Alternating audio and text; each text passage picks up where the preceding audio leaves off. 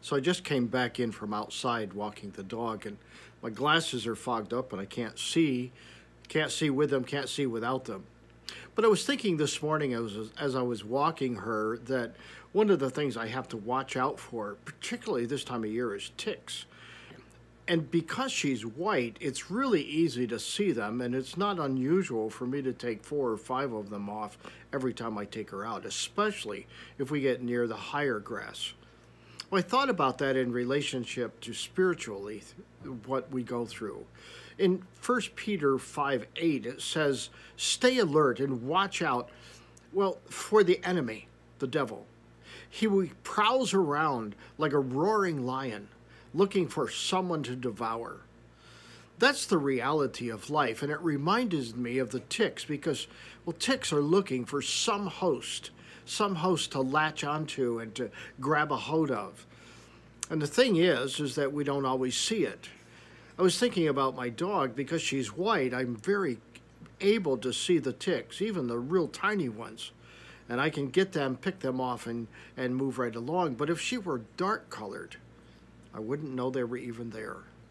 And I realized that in my life, the best thing I can be doing is taking care of my life on a daily basis, keeping it as pure as I possibly can, keeping focused on my relationship with Christ, because then it's easier to see the attack of the enemy. But when I'm giving myself over to things, when I'm doing what God isn't asking of me to do, I think it's more difficult to see where the enemy is coming into our lives and disrupting it, because it's normal, because it's what we experience and live with every day. You see, people don't realize they're living in filth if they've always lived in it. They don't realize they're living in pain and difficulty if that's been their experience. But once they get out of it, and once they get past it and into a place of health and wholeness, they can look back and see how bad it was. We can do the same thing.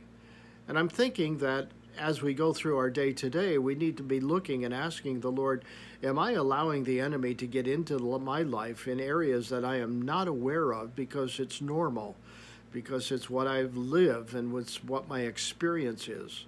Perhaps you'll find that there's doors to your heart, doors to your life that you need to close. Because just like the ticks, the enemy is going to try to find a host to live off of. That host may be you and it may be me, unless we do something about it and close the door to his access. Think about that today, would you? Hey, until next time, God bless.